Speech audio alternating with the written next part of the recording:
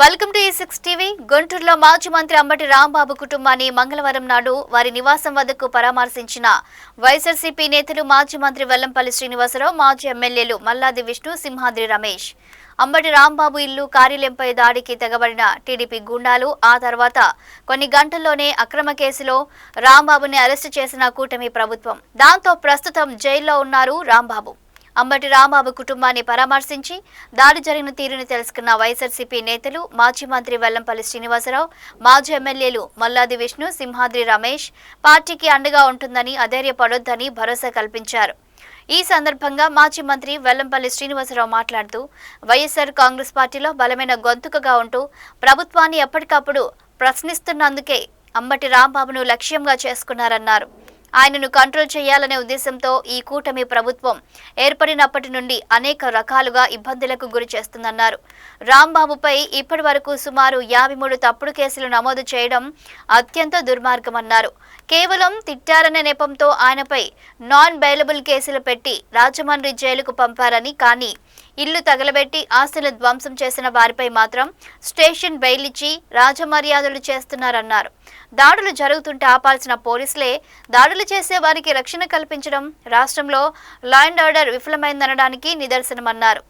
ఆంధ్ర రాష్ట్రంలో ఉన్నామా, జంగిల్ రాజ్లో ఉన్నామో అర్థం కాని పరిస్థితి నెలకొందన్నారు. వందల సంఖ్యలో వచ్చి దాడులు చేస్తే కేవలం 10ల సంఖ్యలో మాత్రమే కేసులు నమోదు చేయడం పోలీసుల పక్షపాత వైఖరిని సూచిస్తుందన్నారు.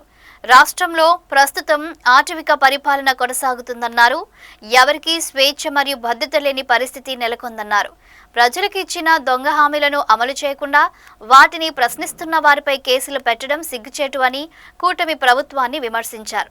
గతంలో జగన్మోహన్ రెడ్డి చేయుత కాపు నేస్తం, ఈబీసీ నేస్తం వంటి పథకాలతో మహిళలను ఆదుకున్నారని గుర్తు చేశారు.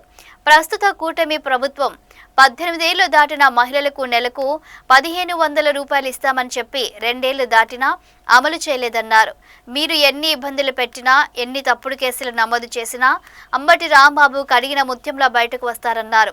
వైఎస్ జగన్మోహన్ రెడ్డి మరియు వైఎస్ఆర్ కాంగ్రెస్ పార్టీ ఆయన కుటుంబానికి పూర్తి అండగా ఉంటుందన్నారు. రానున్న రోజుల్లో ఈ అరాచక పాలనకు ప్రజలే బుద్ధి చెబుతారని, ప్రతి అన్యాయానికి వడ్డీతో సహా రిటర్న్ గిఫ్ట్ ఉంటుందని హెచ్చరించారు. ఆ విజువల్స్ ఇప్పుడు చూద్దాం. దారుణంగా అంబటి రాంబాబు గారి ఆఫీస్ మీద, వారి ఇంటి మీద వారిని ఏ విధంగా ఇబ్బంది పెడుతున్నారో మీరందరూ కూడా చూస్తున్నారు. వారి కుటుంబాన్ని పరామర్శించడానికి వారందరూ కూడా మాట్లాడుతూ రావడం జరిగింది. చాలా దుర్మార్గంగా ఏదైతే ప్రజల గొంతుకుని వైఎస్ఆర్ కాంగ్రెస్ పార్టీ ద్వారా రాష్ట్రాన్ని తెలియజేసే విధంగా అంబటి రాంబాబు గారు వైఎస్ఆర్ కాంగ్రెస్ పార్టీలో చాలా స్ట్రాంగ్గా ఎప్పటికప్పుడు ప్రభుత్వాన్ని ఇరకాటం పడే విధంగా మాట్లాడుతున్నాడని చెప్పని, ఎప్పటికప్పుడు తప్పులు ఎత్తు చూపెడుతున్నాడని చెప్పని, ఏదో విధంగా అంబటి రాంబాబుని కంట్రోల్ చేయాలి, ఏదో విధంగా అదుపులో తీసుకోవాలని చెప్పని ఈ కూటమి ప్రభుత్వం ఏర్పడినప్పటి నుంచి కూడా అనేక రకాలుగా ఆయన ఇబ్బంది పెట్టాలని ప్రయత్నం చేశారు. చాలా ధైర్యంగా ఎప్పుడు ఇబ్బంది పెట్టినా కానీ ప్రజా సమస్య మీద ఏ రోజు కూడా వెనకడుగు వేయకుండా అతన్ని గొంతుకెళ్ళి రాష్ట్ర ప్రజలందరికీ కూడా వినిపించే విధంగా ఎప్పుడు కూడా చాలా హుషారుగా ప్రజల్ని అందరికీ కూడా తెలియజేసే విధంగా ఆయన సమస్యలు వినిపించేవాడు. చంద్రబాబు కానీ నారా లోకేష్ కానీ ఏదో విధంగా ఆయన్ని ఇబ్బంది పెట్టాలని చెప్పని తప్పుడు కేసులు పెట్టి సుమారుగా ఇప్పటికీ 53 కేసులు తప్పుడు కేసులు పెట్టారు.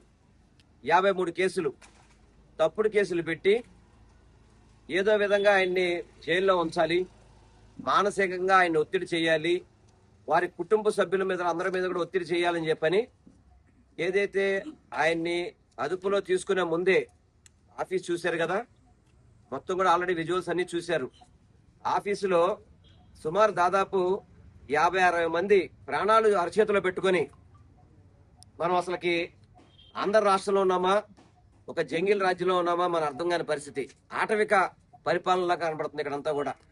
ఆటవిక పరిపాలన అంటే ఏ ఒక్కరికి స్వేచ్ఛ లేదు, ఏ ఒక్కరికి భద్రత లేదు. లా అండ్ ఆర్డర్ అనేది పూర్తిగా పోలీసుల దగ్గరుండి ఇందాక కర్రలు చూపెడుతున్నారు. ఆ కర్రలు తీసుకొని ఎవరిని పడితే వాళ్ళని, ఎవరైనా పోలీసులు ఏం చేయాలా, దాడులు చేసే వాళ్ళని ఆపాల్సింది పోయి ఎవరైతే దాడులు జరుగుతున్నాయో వాళ్ళ ఇంటికి దాడులు చేసే వాళ్ళకి రక్షణ కల్పించడం అనేది నాకు తెలిసి ఈ భారతదేశంలో ఆంధ్ర రాష్ట్రంలో మాత్రమే జరుగుతుంది. చాలా బాధాకరం. మీరు అనుకుంటున్నారు అంబటి రాంబాబు గారు ఏమన్నా భయపడతారేమో అని చెప్పని. వారి ఆస్తులను ధ్వంసం చేశారు. వారి కుటుంబ సభ్యులంతా కూడా ఇంట్లో ఉండి పిల్లలతో సహా ఉంటే కనీసం భద్రత కల్పించలేని అసమర్థత ప్రభుత్వం ఈ కూటమి ప్రభుత్వం. భద్రత కనిపించే పరిస్థితే లేదు.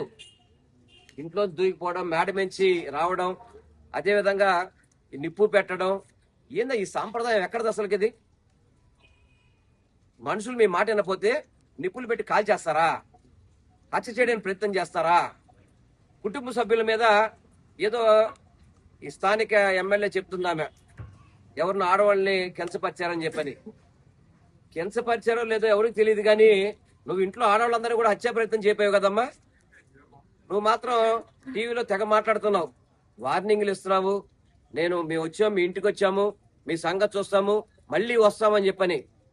నూతనంగా కొత్తగా రాజకీయాల్లోకి వచ్చావు, ఫస్ట్ టైం ఎమ్మెల్యే అయ్యావు, ప్రజలకు మంచి చేస్తారనుకుంటారు. కానీ ఇటువంటి రౌడీయం చేసి సిగ్గుండాలి అసలు నీకు. నీ పార్టీనే నీకు లాస్ట్ ర్యాంక్ ఇచ్చింది. మీ పార్టీనే నీకు లాస్ట్ ర్యాంక్ ఇచ్చిందంటే నీ దుస్థితి ఎలా ఉందో ఆలోచించుకో. అంబటి రాంబాబు గారి మీద, వారి కుటుంబం మీద ఇప్పటికి కూడా నోరేసుకుని పడుతున్నావు. సిగ్గుసరి ఉండాలి కదా. ఈ విధంగా దౌర్జన్యం చేస్తారా? హత్యా ప్రయత్నం చేస్తారా? అంటే పిల్లల్ని భయభ్రాంతులు చేయడానికి ప్రయత్నం చేస్తారు మీరందరూ కూడా. అదేవిధంగా కార్లన్నీ కూడా ధ్వంసం చేశారు. మా ఆదినారాయణ గారి కార్లు 2 కార్లు ఉన్నాయంట. అంబటి రాంబాబు గారి, ఆదినారాయణ గారి, అదేవిధంగా ఆ రోజు లోపల రాంబాబు గారికి తోడుగా ఆ రోజు ఫాతిమా గారు కూడా, అందరూ ఇంతమంది నాయకులందరూ కూడా ఇబ్బంది పెట్టే విధంగా మొగమాటం కొద్దీ చిన్న చిన్న కేసులు పెట్టి స్టేషన్ బెయిల్స్ ఇచ్చేసి, ఏదో రాంబాబు గారు తిట్టారని చెప్పని నాన్ బెయిలబుల్ కేసు పెట్టి రాజమండ్రిలో వేశారే, ఇల్లు తగలబెట్టారు, ఇంట్లో ఆస్తులు ధ్వంసం చేశారు, వాళ్ళ మీద బెయిలబుల్ కేసులు ఇచ్చేసేటువంటి నాకు అర్థం కావట్లేదు. స్టేషన్లో రాచమర్యాదలు చేసి, అంటే వచ్చిందేమో 1000 మంది, పెట్టిందేమో 10ల సంఖ్యలో కేసులు పెట్టింది. అంటే మిగతా వాళ్ళు మీకు ఐడెంటిఫై కాలేదా? మీకు అని అడుగుతున్నా నేను.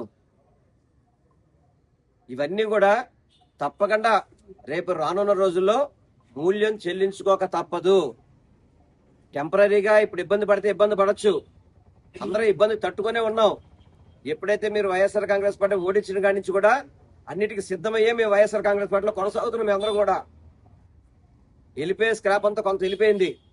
ఇప్పుడున్న ప్రతి ఒక్కడు కూడా జగన్మోహన్ రెడ్డి గారిని ముఖ్యమంత్రి చేయాలనే ఉద్దేశంతోనే ప్రతి ఒక్కళ్ళు కష్టపడుతున్నారు.